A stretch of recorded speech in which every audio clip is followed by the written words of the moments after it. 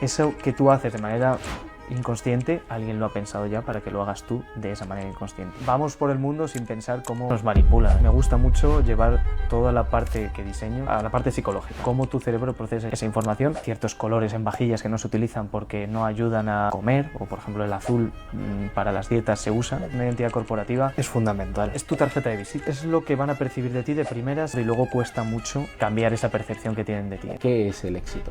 Creo que el éxito es... Bienvenidos a un nuevo episodio para Permanent Growth. Hoy tenemos aquí a un invitado muy especial. Nos acompaña Sergio, y quiero que Sergio nos empiece a contar un poco quién es, qué hace, de dónde viene. Y esto te lo tenemos que dejar a ti. Bueno, soy Sergio, tengo 24 años. A día de hoy solamente trabajo contigo y poco más. Estudié diseño en la Universidad Politécnica. Me gradué hace un par de añitos y ahora llevo un año dando clase. Me cogieron de adjunto. Y bueno, la verdad es que ha sido algo que he querido... No sabía exactamente lo que quería, pero era algo que quería hacer. O sea, yo de pequeño quería ser arquitectólogo, le decía a mi madre. Y descubrí esta profesión por X o por Y, mi padre también tuvo mucho que ver. Y pues la verdad es que me ha encantado. Y entonces llevo 4 o 5 años trabajando a tope porque realmente ha dejado de ser un trabajo y se ha convertido en algo no sé, mi vida prácticamente. O sea, me dedico a viajar para diseñar o para coger más experiencia. Me estoy tomando algo y siempre pillas ideas, siempre voy al final con una libretilla o con algo para sacarle fotos. Y realmente es un poco eso. O sea, realmente lo que más me gusta no es diseñar, sino es pasármelo bien. Y aunque no lo parezca, no sé si mucha gente lo sabrá, pero encierra muchas profesiones dentro de una profesión, diseñar. O sea, realmente acaba siendo desde psicólogo cuando contactas con un cliente y tienes que tener bastante mano izquierda y hacerle como una especie de perfil rápido para saber por dónde tirarle, hasta abogado para que no te choriceen lo que no tienes que hacer. Y luego la parte artística, la parte técnica, que es lo... A mí la técnica es la que menos me gusta, pero la artística la disfruto un montón. Y bueno, tú lo sabes, lo que nos peleamos con eso, pero vamos, me divierte un montón. Se ha convertido en una pasión. ¿Por qué dirías que se ha convertido en una pasión? Es decir, ¿qué te aporta que en tu día a día ya no sientas todo lo que haces como un trabajo, sino que lo sientas como disfrute? O sea, realmente pasión ha sido siempre.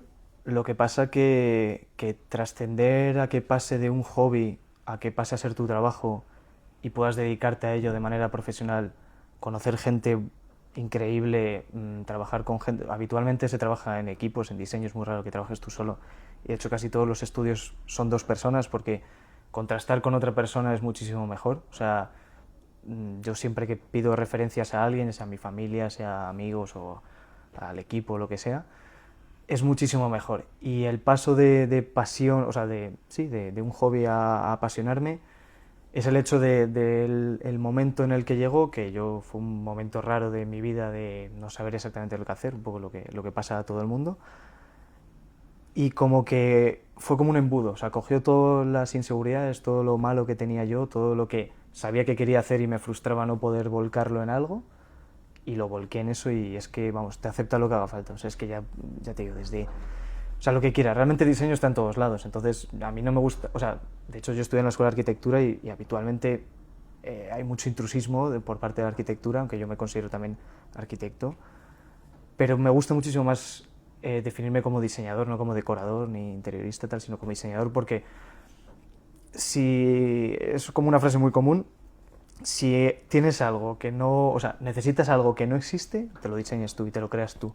Entonces te da esas herramientas, entonces por eso me apasiona, porque no hay día en el que no haga algo novedoso o que no tenga que forzarme a mí mismo a crear cosas nuevas, que me parece, vamos, no sé, me parece lo más bonito para mí, o sea, habrá gente que lo odie.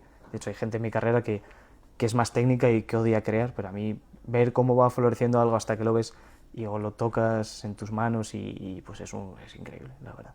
Al final todo lo que vemos, ¿no? Todo lo que percibimos, todo lo que utilizamos en nuestro día a día ha sido creado por alguien. Y ese alguien ha tenido que darle una forma, ha tenido que darle un concepto, ha tenido que darle una serie de características, ¿no? Para que pueda ser tangible. ¿Cuál es el proceso que tú utilizas? Y justo lo que decías, ¿no? Hay muchas veces que es complicado saber qué hacer y cómo aterrizar. Entonces, ¿cuál es el proceso que tú sigues desde la ideación? Que supongo que habrá mucha gente que esté en fase de tengo una idea o quiero desarrollar un proyecto, a cómo lo tangibilizas. O sea, no es nada lineal. O sea, no hay un paso del 1 al 7 para poder sacar algo. Lo que pasa es que depende de la persona, te puedes hacer como ciertos trucos o ciertas como... O sea, en mi universidad lo llaman la idea de proyecto, ¿no? A lo que tú o sea, es como una especie de cuerda salvavidas, a la que tú tienes una idea nueva y tienes esa idea de proyecto principal que has iniciado, siempre te puedes agarrar a eso si eso favorece a mi proyecto, no, ya sea cualquiera, o sea, ya sea una casa, sea un logo, sea un cubierto, o sea, lo que sea. Esto mejora el proyecto, y entonces, por eso yo te digo, o sea, como que siempre te agarras a eso. Y a mí eso es algo que me ayuda mucho. Para iniciar, lo que yo siempre recomiendo, y este año cuando he dado clase he tenido la oportunidad, como me han hecho una pregunta parecida y me lo preparé de esta manera. O sea, a mí sobre todo lo que me gusta es, cuando tienes contigo al principio lo vivimos, me gusta hacerle preguntas al cliente, que ya son como, es una especie de briefing, ¿no? Que tienes esas preguntas previas, son esas respuestas que te den, que son una serie de objetivos o son una serie de campos en los que te acotan esas decisiones que tienes que tomar, sobre todo para que no estés dando vueltas y no tengas que hacer algo que te gusta a ti, que puede no gustarle al cliente o a la persona a la que vaya dirigida, y sobre todo que lo hagas mal. O sea, que el objetivo final, si te contratan para un logo que no vende o un logo que no es atractivo, que no cumple su función, sea la que sea, no has cumplido tu objetivo. Entonces yo lo primero que recomiendo siempre es cuenta una historia. O sea, a mí me encanta, por ejemplo, con este mismo podcast, el logo, me encantó la historia que te conté y creo que al final se fue desarrollando, me la contaste tú, la interioricé, la hice mía y la desarrollé. Entonces eso te ayuda mucho siempre a la hora de agarrarte, como esa idea de proyecto que te decía, y sobre todo a la hora de venderlo, porque no es algo aleatorio. No le dices, mira, he hecho esta X porque es la X y ya está. No, he hecho esto, por esto, por esto, por esto. Entonces a mí me gusta mucho investigar. Por ejemplo, mi TFG iba sobre una nave en el Matadero, o sea, era una residencia artística en la nave en Matadero. Yo me tiré a lo mejor 2 meses investigando qué se hacía previamente en esa nave, que era una nave donde tenían cerdos en establos, era un estabulador, creo que se llama. Y luego vi lo que se hacía alrededor, rollo. Entrevisté a... O sea, esto no es muy habitual, la verdad. O sea, mi perfil es que es lo que Te lo tengo. curraste, por decirlo de Sí, alguna manera, ¿no? disfruto mucho la parte esa Del análisis, ¿no? Por decirlo de alguna Sí, manera. o sea, es que es lo que te digo.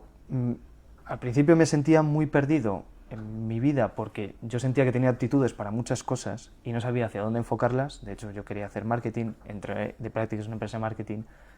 Pero ¿qué pasa? Por ejemplo, diseño, hay marketing porque vendes, tienes que saber venderte lo primero a ti mismo, porque ir solo es una mierda.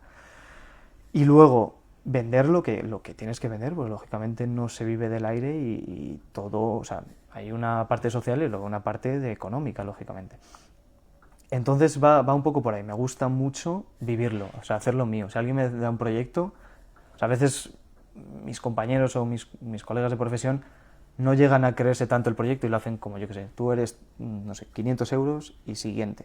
A mí me gusta, sobre todo también eso suele pasar, que me vuelven a llamar por eso. O sea, me gusta hacer mío el proyecto. Entonces, pues sí, me gusta analizarlo, resolver el problema que me ponen, que me lo hago como un reto, y lo resuelvo de una manera, que el cliente quede satisfecho y que yo quede satisfecho, que también es complicado a veces, pero lo busco, sobre todo porque es lo que te digo, es una profesión tan abstracta y tan bonita a la vez, que si no te diviertes tú, y tú lo has visto con algunos de mis diseños, que cuanto más me divierto habitualmente, mejor suele Más salir. rápido y mejor suelen salir, sí. Efectivamente, entonces cuando haces ese clic, que puede ser de un mes, puede ser tal, te puede pillar tomando algo con tus amigos, te puede pillar en misa, te puede pillar donde sea, o sea, rollo, tienes que sacar rápido una libreta o algo para bocetar algo que luego quieres llegar corriendo a casa para hacerlo. Entonces a mí eso, sinceramente, me parece lo más bonito que puedes hacer y que yo creo y pienso que es la misma respuesta que te daría cualquiera de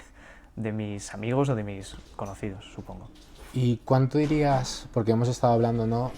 El proceso que al final estás siguiendo para llegar a cabo diferentes tipos de proyectos, diferentes tipos de análisis, ¿cuánto consideras? Es decir, al final creo que hemos llegado al punto en el que tú consideras el análisis como un factor de peso dentro del trabajo que hay que hacer. Sobre todo de inicio, o sea, porque al principio enfrentarte al folio en blanco es mucho más complicado. Es un abismo, entonces es mucho mejor empezar con algo que ya te vaya rodando y te vaya dando unos argumentos y unas cosas a las que agarrarte. Es que es increíble. ¿Y qué plataformas tú sueles utilizar para hacer ese análisis? ¿Pinterest, Instagram, Dribbble? ¿Cuál? La mejor, vivir.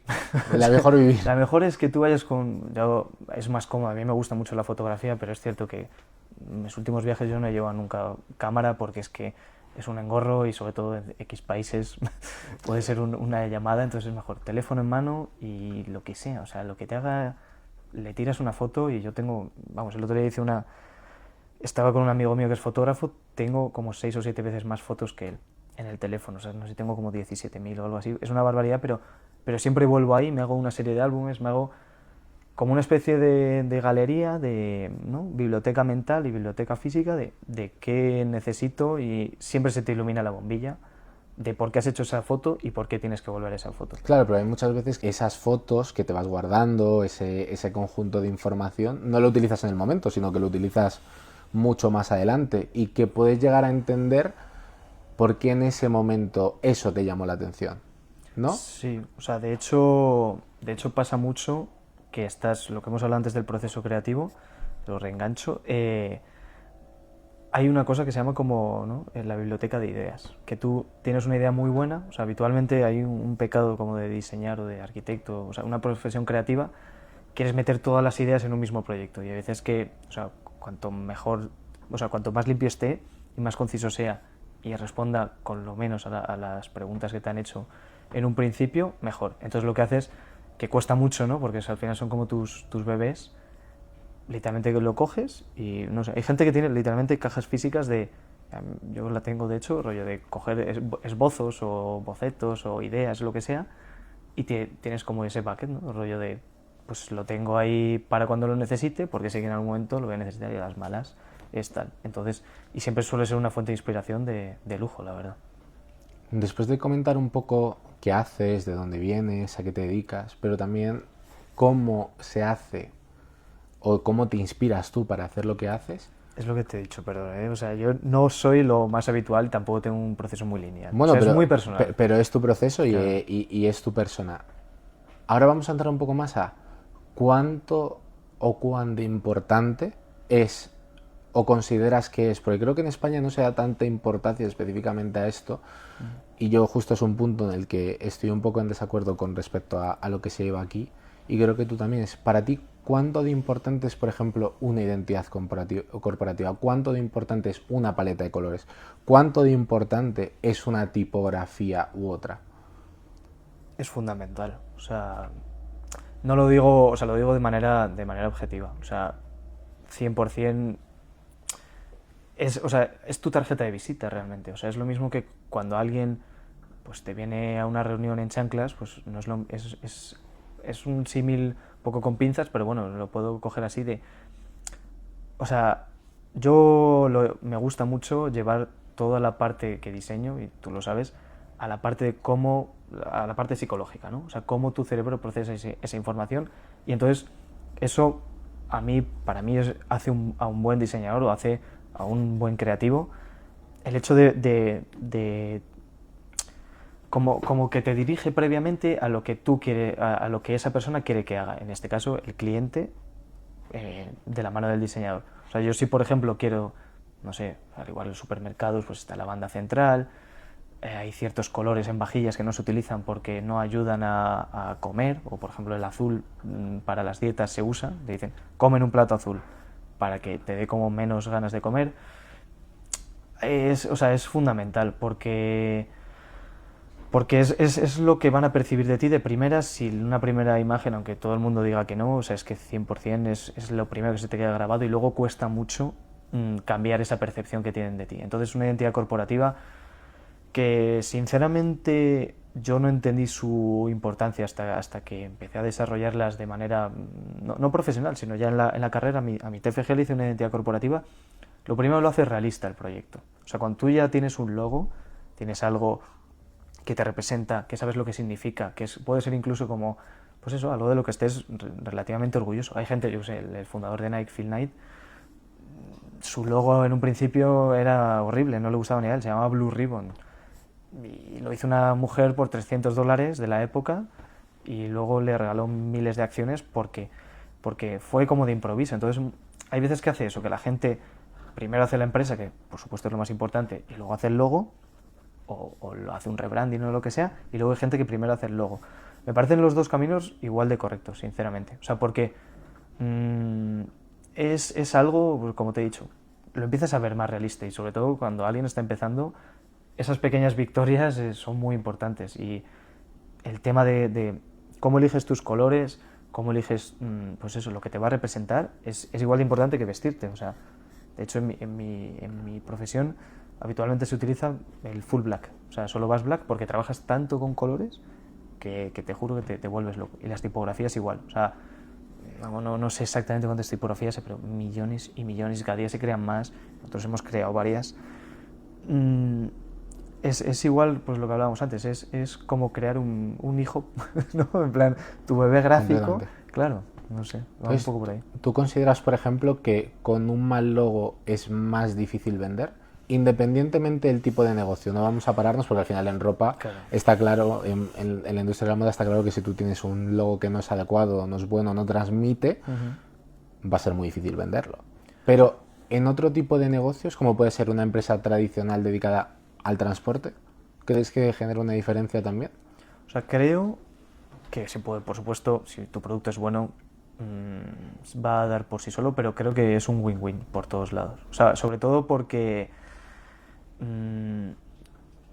es que, o sea, perdón, repíteme la pregunta porque, o sea, no sé exactamente cómo te puede ayudar el hecho de que un logo sea mejor o peor, pero a lo que te puede ayudar seguro es a generar esa emoción, ¿no? Sí, a llamar la atención. Esa pertenencia, o sea, porque es lo que te digo, vamos por el mundo sin pensar cómo nos manipulan, o sea, no es de conspiración, pero eso que tú haces de manera inconsciente, alguien lo ha pensado ya para que lo hagas tú de esa manera inconsciente.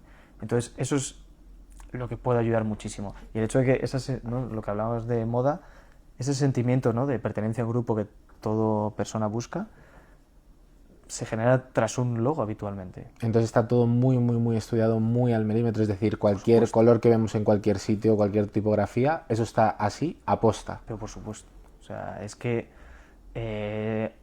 los buenos realmente no dejan nada al azar, o sea, no hay nada, si tú ves algo al azar en diseño, es porque han hecho al azar algo al azar. Aposta. O sea, sí, o sea, hay cosas que no se pueden controlar, pero que tú, o sea, parece una tontería, pero rollo, tú ya controlas más o menos, no sé, en pintura pasa, o sea, gente que, ¿no? Jackson Pollock que hacía como el dripping o dropping, no sé exactamente cómo es, controlaba ya qué manchas iba a hacer. Esto es igual, o sea, tú ya sabes, tienes como una horquilla de que dentro de esta horquilla, que es lo que yo quiero, voy a hacer esto. Pues lo que hemos hablado una vez de provocar a la gente gráfica y con el naming, con el branding, o sea, con todo puedes provocar una emoción o provocar a secas. O sea, simplemente porque quieres hacer bulla. Los diseños son de diferentes tipos, ¿no? En función de si es diseño multiplataforma, de si es diseño de interiores, de si es diseño de branding. Al final cada uno tiene una ciencia detrás. Lo que sí, hay una serie de documentos que me gustaría que profundizásemos un poco porque creo que la gente no los conoce y que son muy importantes, ya no solo cuando tú trabajas dentro de tu compañía, sino que vas a trabajar con compañías externas a nivel diseño, que es el conocido como Brand Book. ¿Qué es el Brand Book, Sergio? ¿Y qué debe tener un buen Brand Book? Bueno, se puede hacer, como tú dices, bien o mal. Bien o mal en el sentido también la habilidad del propio diseñador y el alcance que puedes tener, porque como hemos hablado antes, el naming se puede meter en el brand book también. O sea, una propia empresa de diseño puede desarrollar también todo lo que hemos hablado antes del proceso, desde el principio hasta el final. El brand book coge un trozo, por así decirlo. va desde esas primeras ideas de lo que hemos hablado, como cuando tú y yo tenemos una reunión o lo que sea.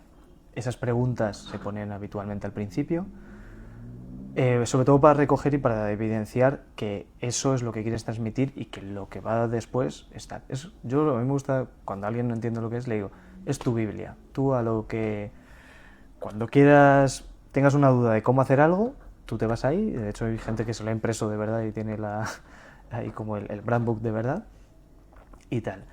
Y luego, sobre todo, tiene que tener el logo en distintas versiones, o sea, sobre todo porque para mí un buen logo tiene que funcionar tanto a una tinta, o sea, como por ejemplo puede ser este que es blanco y negro, o sobre un fondo plano que lo tenga solamente en una tinta, sobre todo para temas de publicidad, que si pones un logo muy enrevesado no puedes, o sea, no puedes cambiar tu logo para no sé, un distinto evento o una cosa así.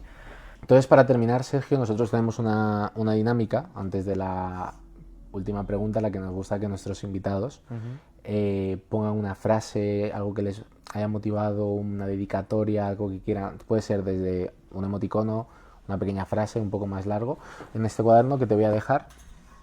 Puedes luego mostrarlo o no a la cámara, eso ya es una decisión tuya, y yo no lo voy a ver. Es decir, seguro. Creo que te lo he dicho alguna vez, o sea que tampoco... Bueno, si me lo has dicho alguna vez, a lo mejor podemos hacer una excepción, pero aquí tienes que escribir lo que tú quieras, este va a ser tu espacio, como tu espacio seguro. Pero para mí... Para ti o para quien quieras, es decir, no existen unas reglas específicas, sino que tú simplemente puedes poner lo que te dé la gana. Ok.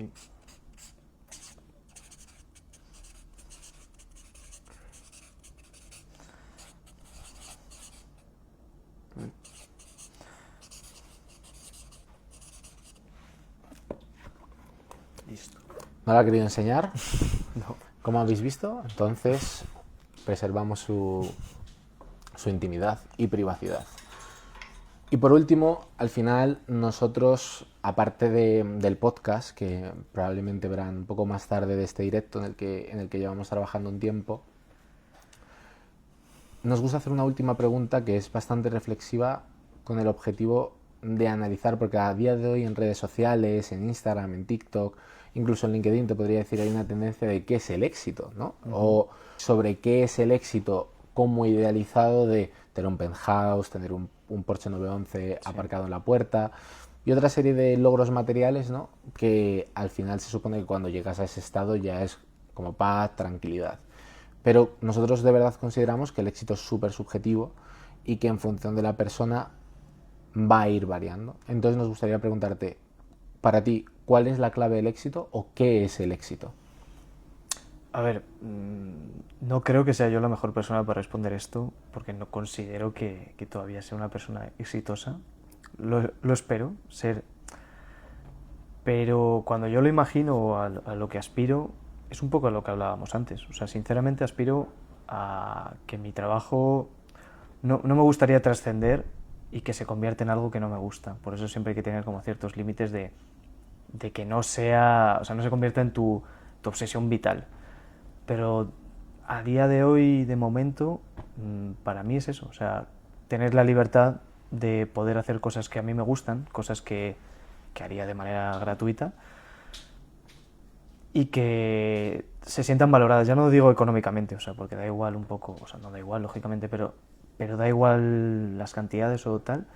Si tú cuando te levantas, o sea, esto suena como muy Mr. Wonderful, pero es que es verdad, o sea, yo llevo estos días hablando justo, como yo me gradué el año pasado, quedando con amigos míos que se acaban de graduar también y demás, de mi misma profesión, y les ves tristes, tío. O sea, es complicado en nuestra edad no...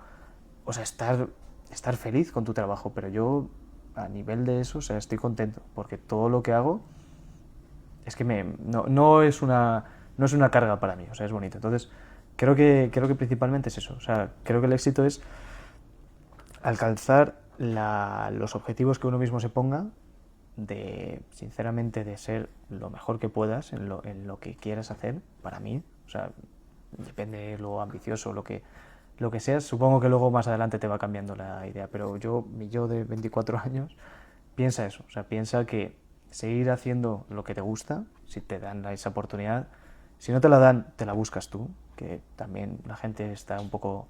tiene miedo a buscársela por ella misma y hay miles de caminos, sobre todo en una profesión como la mía. O sea, hay gente, yo qué sé, hay gente diseñando portadas de libros y no sé, no tiene nada que ver. Y yo creo que va un poco por ahí, va al hecho de hacer algo que te gusta y hacerlo de una manera muy correcta. O sea, que seas de verdad un virtuoso de tu campo. Muchas gracias por haber compartido esa reflexión. Al final te hemos traído con un objetivo claro y que es el que hay detrás de todo lo que estamos creando en Permanent, ¿no? Que es enseñar personas de verdad, que hacen cosas de verdad y que después de mucho trabajo, mucho sacrificio, están pudiendo cumplir sus sueños, llegar a conseguir cosas y transmitírselos a la comunidad. De hecho, con Sergio haremos un modelo de brand book para que las personas que no saben cómo crearlo, yo era el primero que no sabía que era un brand book, ni cómo hacerlo, ni la importancia de los colores, la tipografía. Por eso me cogiste, claro. Efectivamente, y hay que rodearse siempre de los mejores. Entonces lo pondremos en nuestra página web para que la gente se lo pueda descargar y cualquier duda, sugerencia, pues estaremos disponibles para poder echarles una mano. Pues muchísimas gracias por Gracias a ti. haber venido.